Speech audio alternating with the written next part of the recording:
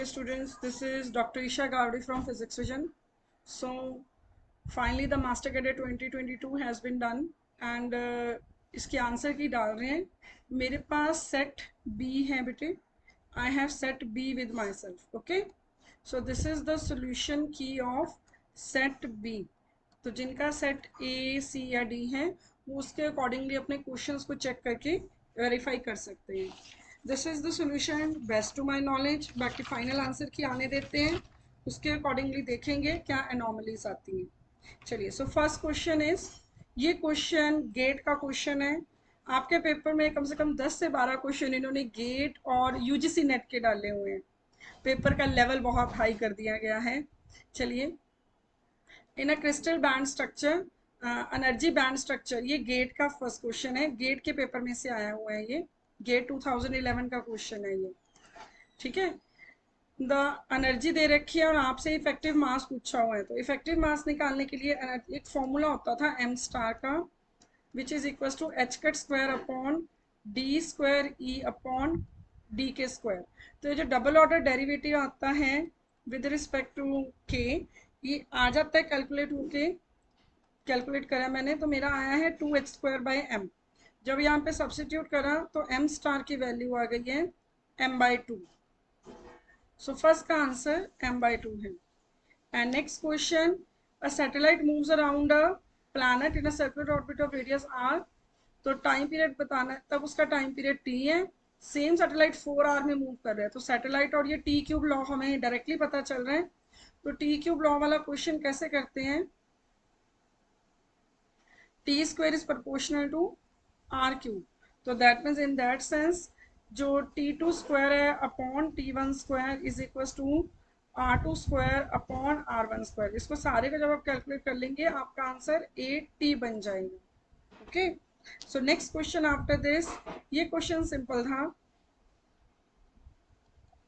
The isospin and strangeness of omega negative baryon. ये strange particle होते हैं, इसकी स्ट्रेंजनेस -3 होती है.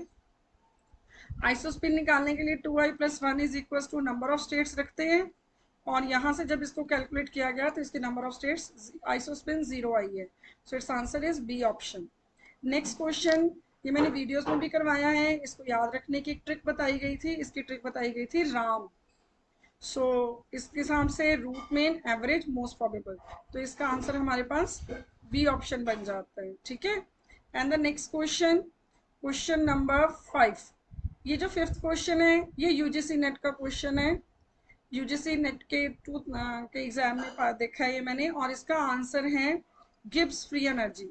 वहां पे भी इन्होंने इसकी कोई एक्सप्लेनेशन नहीं दे रखा, सीधा गिब्स फ्री एनर्जी टिक कर रखा है. Next question after this, question number 6, Gell Mann Nishijima model. ये भी यूजीसी का क्वेश्चन है. यूजीसी में हालांकि सिर्फ एक ही क्वार्क तक आया हुआ था, आपके वाले में इन्होंने सारे क्वार्क्स डाल दिए हैं. तो इसका आंसर ये बन गया. Next question, question number 7. When an EM wave propagating in a free space is incident on a dielectric substrate of electric permittivity epsilon r equals to 3, what would be the angle of incidence for not having any reflection?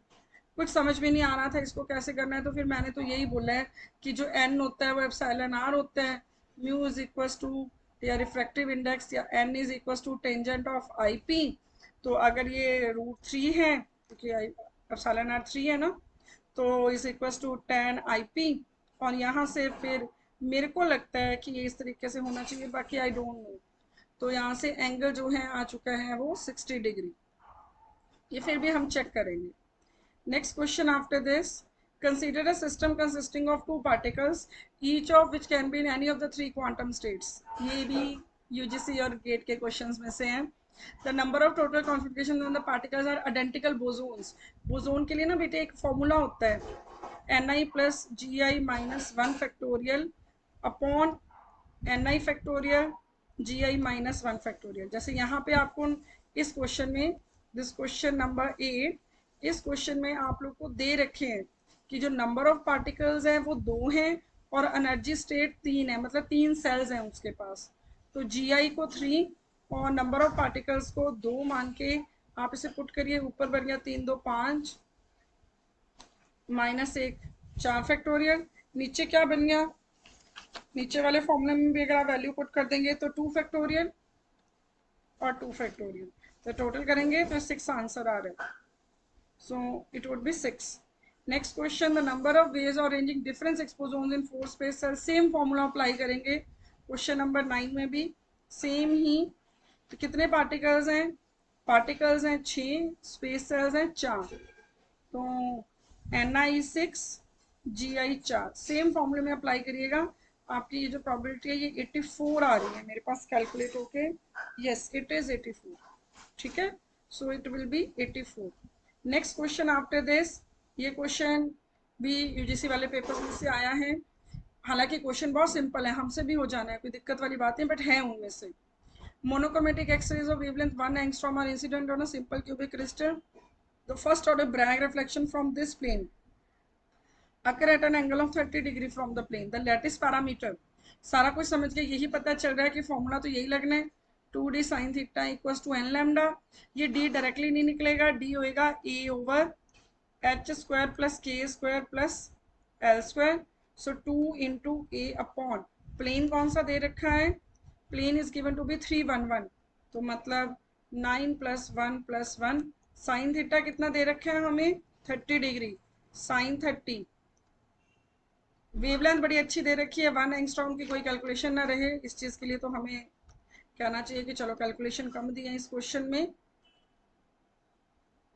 तो यहां से a की value आ गई √11. Next question, which of the following is not a valid stationary wave. Quantum में हम इतना पढ़ते हैं कि स्टेशनरी वेव वो होती हैं जो इन्फिनिटी पे डिसकंटिन्यूअस ना हो, तो ये वाला जो आंसर है ये डिसकंटिन्यूअस बन गया. And next question, in the region z equals z less than 0 permittivity इतनी है और फील्ड इतना है. दूसरा रीजन जो है ग्रेटर देन 0 है, परमिटिविटी इतनी है. ठीक है, तो हमसे पूछा गया है कि इलेक्ट्रिक फील्ड कितना होगा दूसरे रीजन में. डायग्राम बनाए छोटा सा. ये क्वेश्चन तुम्हें लगता है आधे बच्चों ने देखा भी नहीं होगा कि ये क्या दे रखा है इन्होंने. इस रीजन में इलेक्ट्रिक फील्ड E1 है, इधर E2 है. अगर आप हल्का सा डायग्राम बना लेते तो शायद आपको थोड़ा सा आइडिया लग जाता, बट चांसेस कम ही थे आइडिया के, क्योंकि ये क्वेश्चन थोड़ा सा डिफिकल्ट में ही गिना जाएगा. 1 कर देते हैं, इसको 2 मार्क कर देते हैं. तो आपसे पूछा गया था इधर इलेक्ट्रिक फील्ड क्या होगा. देखो बेटे ये ना जो भी फील्ड होता है ना सिर्फ z डायरेक्शन में चेंज होता है. तो अगर आपने सेकंड वाला फील्ड लिखना है ना, सेकंड डायरेक्शन वाला, तो उसके 1 तो 2 कंपोनेंट तो वही ले लो जो पहले फील्ड के दे रखे हैं, यानी -3i और 4j. ये दोनों तो सेम ही आने हैं, मतलब यहाँ पे आना है -3i cap plus 4j cap. तीसरे में फर्क पड़ेगा, क्या फर्क पड़ेगा, वो epsilon i by epsilon r से मल्टीप्लाई हो जाएगा. जो भी आपका थर्ड का कंपोनेंट है, कितना है वो कंपोनेंट हमारा 2k. So 2 into this k cap. So -3i cap 4j cap -2 into 2 upon 6.5. तो मेरे हिसाब से इसका आंसर ये होना चाहिए. ठीक है, चलिए next question after this. Question number 13. ऐसा क्वेश्चन मैंने आपको पेपर में कराया भी था, ये 2017 की टाइप है. 2017 मास्टर कैडर में ऐसा ही क्वेश्चन आया हुआ था. हाँ उन्होंने टफ दे दिया था, इन्होंने उससे कंपैरेटिवली सिंपल दिया है. क्यों, क्योंकि इन्होंने पावर नहीं आगे कैलकुलेट करने को बोली. वॉल्यूम V टू 4V0 जा रहा है, temperature T to T0, T0 to T जा रहा है, तो T अपॉन T0 की रेशो पूछी है. तो कैसे निकालेंगे हम इसको निकालने के लिए हमने जो रिलेशन कहते हैं ना T1 V1 gamma -1 is equal to T2 V2 gamma -1. तो हमें T2 निकालना है, T1 into V1 over V2 gamma -1. तो ये जो सारी कैलकुलेशन है सॉल्व होके 1/4 की पावर 2/5 आ रही है. Next question after this, T upon T0 ही पूछा ना हमने, T अपॉन T0 ही निकाला है ना. ये T हो गया, ये T0 हो गया, इसको T मान लें, इसको T0 मान लें, तो T अपॉन T0. ठीक है जी, 1/4 की पावर 2/5 ही आ रही है. Next question, a particle moves in a circle lying in a plane and centered at origin. Radial component of its velocity. जो पार्टिकल सर्कल के सेंटर पे लाई करता है उसका रेडियल कंपोनेंट होता ही नहीं, उसके पास सिर्फ टेंजेंशियल होता है. Next question, what is the Einstein temperature for frequency this much, frequency इतनी दे रखी है और आइंस्टाइन टेम्परेचर पूछा हुआ है। तो आइंस्टाइन टेम्परेचर, ये क्वेश्चन पिछले साल भी पेपर्स में काफ़ी रिपीट हुए हैं। मैंने भी करवाते वक्त आपको बोला था कि आइंस्टाइन टेम्परेचर का क्वेश्चन आने के काफ़ी चांसेस हैं। So it is h nu upon k. तो Planck's constant is 6.62 into 10⁻34। Frequency दे रखी है इन्होंने हमें, कितनी दे रखी है, 9 इंटू 10⁻11। ज़्यादा कैलकुलेशन में मत जाना, आप देख रहे हो कोई भी 10 की पावर नहीं है साथ में, तो इन चीज़ों को सॉल्व करते करते ही आपका आंसर आ जाएगा।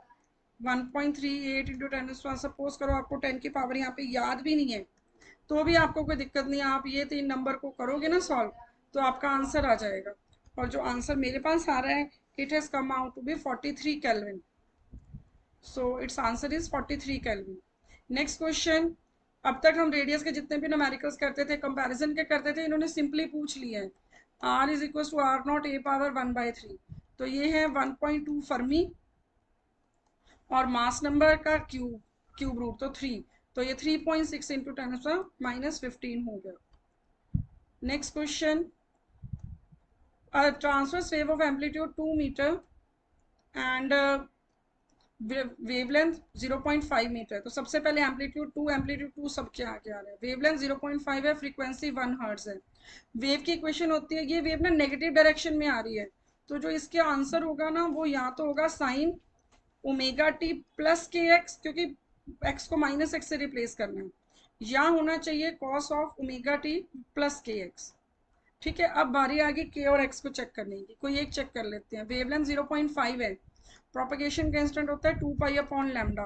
तो 2 पाई अपॉन, जब आपने 0.5 करा तो हटा के आ गया 10 ऊपर, तो ये 2, तो 4 पाई। तो के की जगह 4 पाई होना चाहिए, तो मतलब ये 4 पाई एक्स बनना चाहिए, चाहे साइन में बने चाहे कॉस में बने। तो आप देखो ये 2 पाई एक्स है, ये ऑप्शन गलत है, ये वैसे ही नेगेटिव है, ये गलत है, ये नेगेटिव है, ये ऑप्शन बच रही है। ज़्यादा करने की तो इसको ज़रूरत ही नहीं थी। Next question.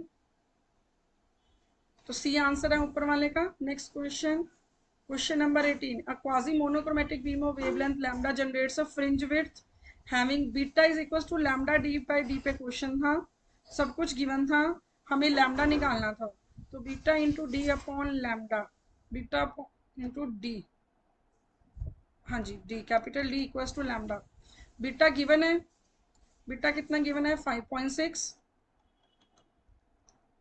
एंड सेपरेशन जो है वो है 1 millimetre.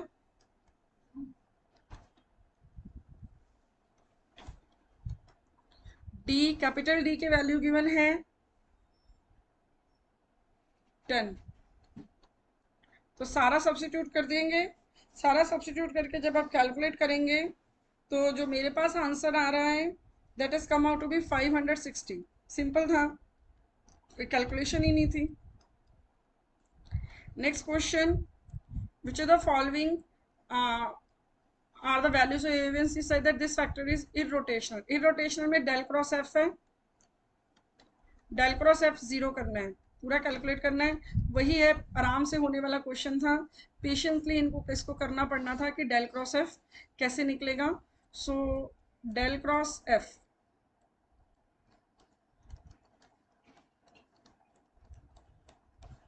Curl by curl X, curl by curl Y, curl by curl Z,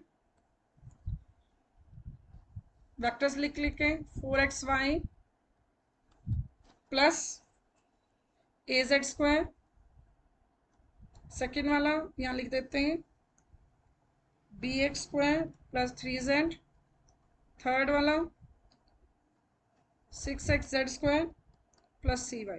okay, तो अब आप इनकी अगर डेल क्रॉस एफ कैलकुलेट करेंगे तो डेल क्रॉस एफ कैलकुलेट करने पे जो मेरे पास तीनों टर्म है, तीनों को हम 0 रखेंगे, 0 आई कैप, 0 जे cap, 0 K cap, coefficient comparison करेंगे।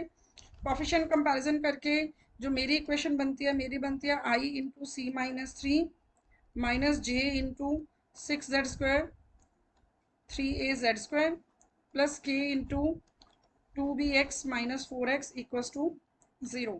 तो जब इसको सॉल्व करा तो मेरा C3 आ रहा है, A2 आ रहा है, B2 आ रहा है, A2 B2 C3, A2 B2 C3। तो I have a D option है। Next question. Question number 20। हालांकि जो ऐसे ये जो ड्यूप्लेट्स होते हैं, पेंटाप्लेट्स होते हैं, ये सारे ना एमएससी में पढ़ाए जाते हैं, बट अगर बाई चांस पेपर में क्वेश्चन आया हुआ है ये, तो बच्चे कैसे दिमाग लगाएंगे। यहाँ पे ना कास्केड बोला हुआ है, कास्केड दो पार्टिकल फॉर्म में एग्जिस्ट करता है। अब इधर सारे पॉजिटिव चल रहे हैं, तो मतलब इधर पॉजिटिव वाला होएगा और इधर नेगेटिव वाला होएगा, तो इस हिसाब से इसका आंसर आर बनता है।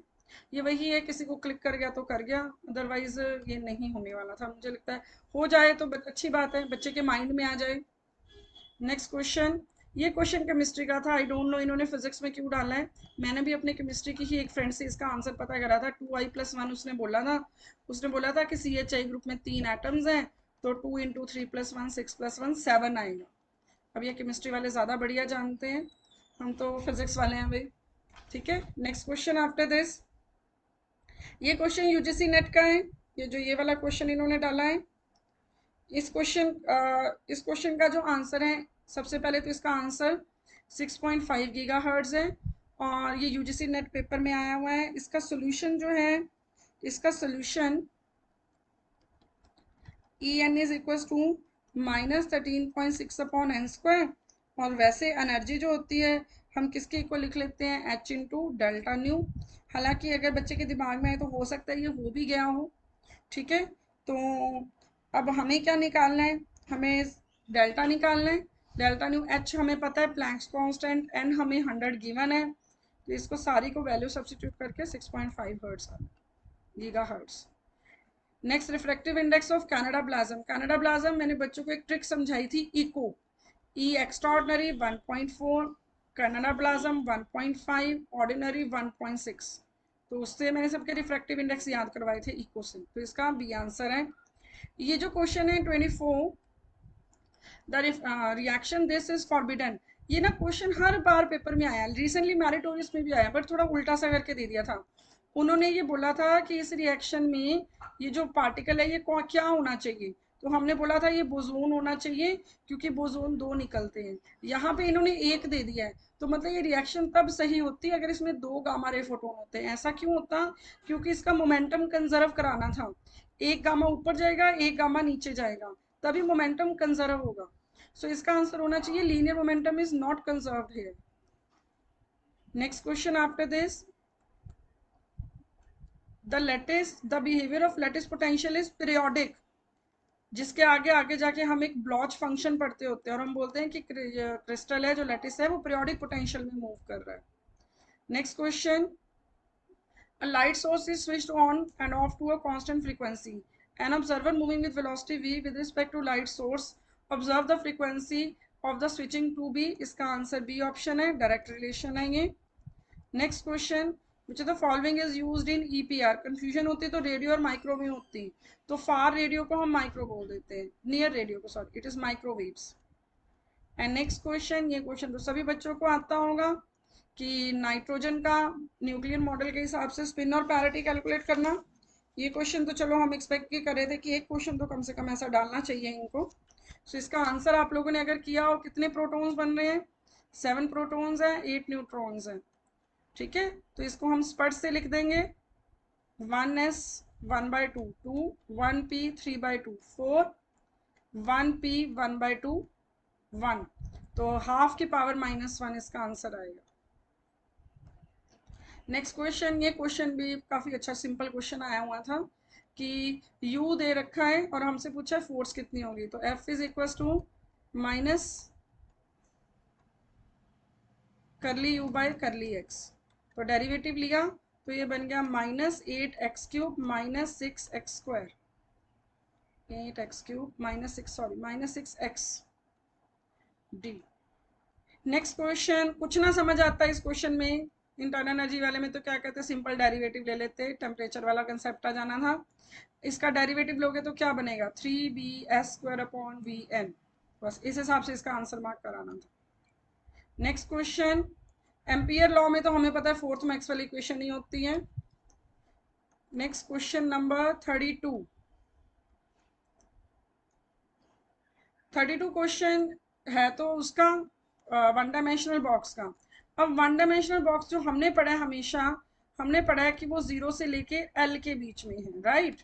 अब ये वाला बॉक्स देखिए, इस बॉक्स में इन्होंने बोला है one dimensional box of extending from -2l to 2l, wave function है psi 0 of x cos of pi x by 4l। अब ये cos of pi x by 4l हमने जो कॉस पढ़ा हुआ है, हमने इसका वेव फंक्शन हमेशा ये पढ़ा है root of 2/l sine of या cos of n pi x upon n, है ना। मान लो n को 1 भी कर दें तो हमारे पास इसका फंक्शन आ रहा है पाई एक्स बाई 4l की, 4l के लिए ही सारा क्वेश्चन हो रहा है। यहाँ पे वेव फंक्शन साई ऑफ 0 आ जाएगा। तो जो हमारा एनर्जी का एक्सप्रेशन होता है वो होता है n square pi square H cut square upon 2m l square. तो l कहाँ से कहाँ लाई कर गया, यही चीज़ें होती है ना। तो ये -2l to 2l, यहाँ से भी पता चल रहा है 4l होना है, यहाँ से भी पता चल रहा है। तो इसको सब्सिट्यूट करेंगे pi square H cut square upon 2m into 4l का होल स्क्वायर। तो ये बन गया 32 आ गया नीचे, जो मेन मुद्दा है 32 ml स्क्वायर। मेरे पास 32 ml स्क्वायर आया है इसका आंसर। नेक्स्ट क्वेश्चन, ये क्वेश्चन वही है, किसी को एंगल का फॉर्मूला आता होगा तो हुआ होगा। The relation between L and S of atomic 2d 5/2। ये कैलकुलेशन के लिए जो फॉर्मूला था थीटा का, cos theta is equal to J square L square S square upon two J. इसका सोल्यूशन जो है upon two L dot S, sorry, तो it is J into J plus 1 L into L plus 1 S into S plus 1 नीचे 2 under root of J into L into L plus 1, क्योंकि L है ना ये, S into S plus 1। 2 minute लगने थे, लगा लेते तो शायद ये हो जाता। चलिए ये वाला क्वेश्चन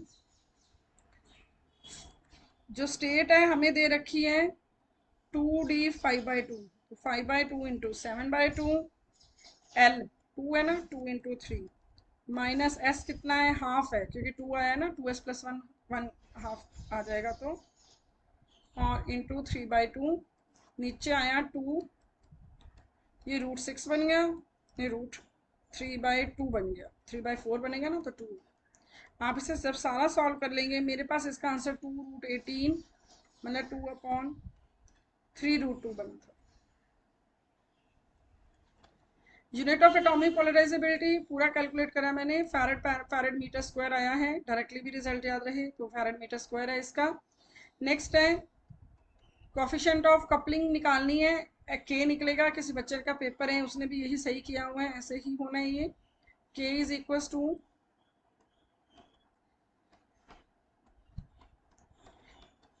m दे रखा है हमारे पास 0.04, L1 L2 दे रखी है 0.02 इंटू 0.18। तो जब सारी वैल्यूज आपने यहाँ पे सब्सिट्यूट कर दोगे तो आपका इसका आंसर आ जाएगा, जो मेरे पास अराउंड कैलकुलेट होके आया 0.4 और नीचे 0.2/3 बन गया ये, और 2/3 हो जाता है 0.67। ठीक है, and next question after this, the degree of freedom for try atomic. अब ट्राई एटॉमिक की तो डिग्री ऑफ फ्रीडम 7 भी होती है 6 भी होती है, कि 3a माइनस आर अगर लीनियर ले लेते हो तो 3a माइनस 3 इंटू 3 माइनस 2 7 बन जाएंगी, अगर नॉन लीनियर ले लेते हो तो 6 बन जाएंगी। तो ये क्वेश्चन आपका ग्रेस में जाना चाहिए क्योंकि इसका ए और डी दोनों आंसर्स बन रहे हैं। Next question 37th question, if L mu and R represent angular momentum reduced mass radial distance then L square by 2 mu R square represents। देखिए जो इफेक्टिव पोटेंशियल एनर्जी में ना एक ये एनर्जी होती है और एक के वाली होती है, के U और plus L square by 2 mu R square लिखते हैं। तो ये सेंट्रीफ्यूगल पोटेंशियल एनर्जी मानी जाती है, सेंट्रल फोर्सेस की। Next question, which of the following interaction is the weakest. जवैन से याद करवाया था मैंने बच्चों को, तो ग्रेविटेशनल सबसे वीकेस्ट होती है, न्यूक्लियर सबसे स्ट्रॉन्गेस्ट होती है। क्वेश्चन नंबर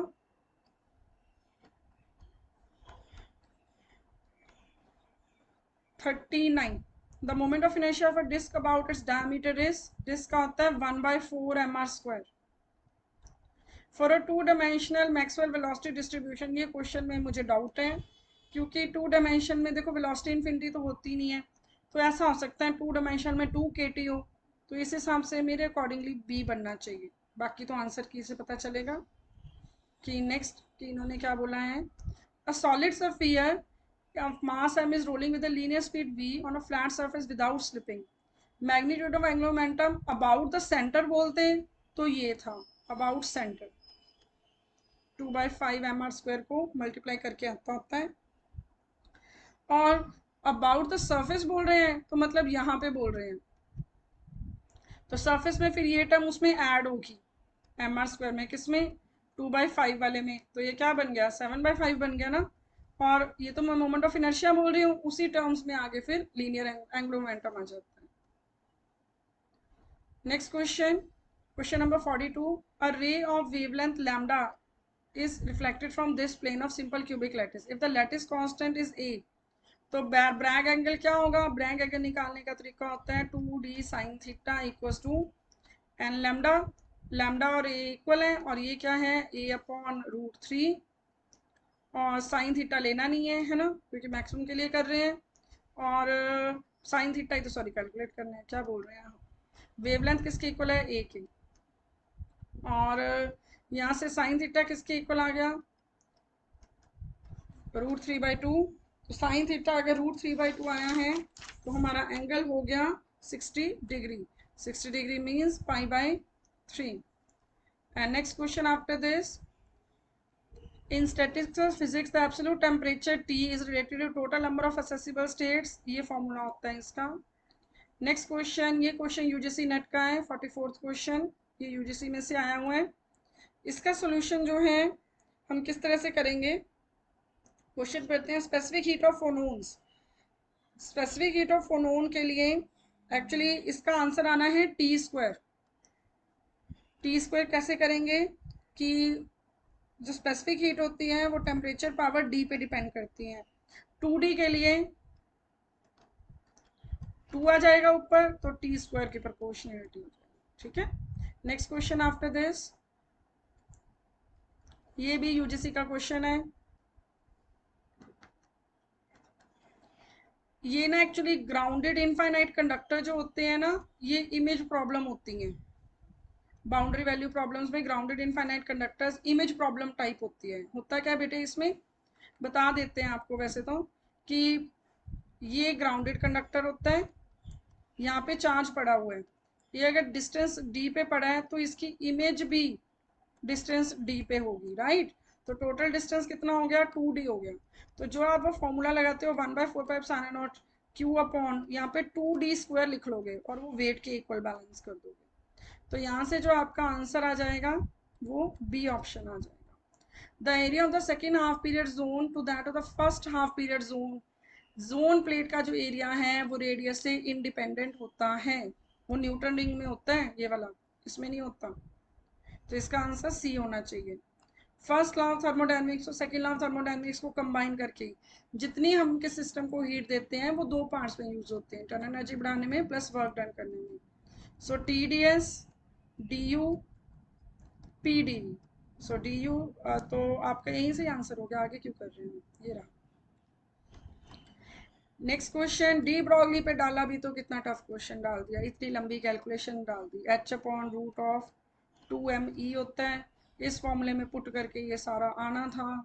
मुझे नहीं लगता इतनी बड़ी कैलकुलेशन किसी ने सॉल्व करी होगी पेपर में, मैंने करी है बैठ के, तो मेरा 150 के 148 147 के राउंड है। अगर किसी ने ट्रिक तुक्का भी लगाया है तो ये लगाया है तो शायद सही है। नेक्स्ट क्वेश्चन, कि ये फंक्शन नॉर्मलाइज्ड है कि नहीं है, पहले तो ये चेक करना है। तो आप देखो 3² + 4² 5² 1 बन रहा है ना, तो फंक्शन नॉर्मलाइज्ड है। एनर्जी आइगन वैल्यूज ये दे रखी है, फॉर्मूला होता है λ1² E1 λ2² E2, तो 3/5 × 1 4/5 सॉरी 9 हो गया ना 25, और ये हो गया 16/25 × 2, तो इस तरह से कर रहे हैं तो 41/25 इलेक्ट्रॉन वोल्ट आ रहा है। मैंने एक जगह इस क्वेश्चन को इस तरह से भी किया हुआ देखा है, तो ये हमें आंसर की बताएगी, अदरवाइज मेरे हिसाब से एट प्रेजेंट ए बन रहा है। Okay, now the next, ratio of magnetic dipole moment to angular moment, हालांकि इसको बोलते हैं गायरो मैग्नेटिक रेशियो है, इन्होंने उल्टी फॉर्म दे दी है, मैग्नेटिक गायरो रेशियो।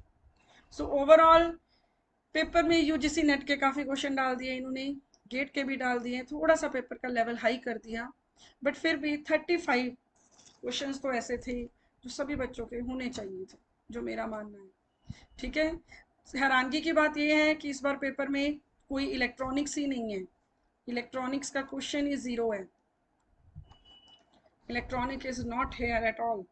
सो कई को टॉपिक्स काफ़ी ज़्यादा डाल दिए गए हैं और कई टॉपिक्स डाले ही नहीं गए हैं।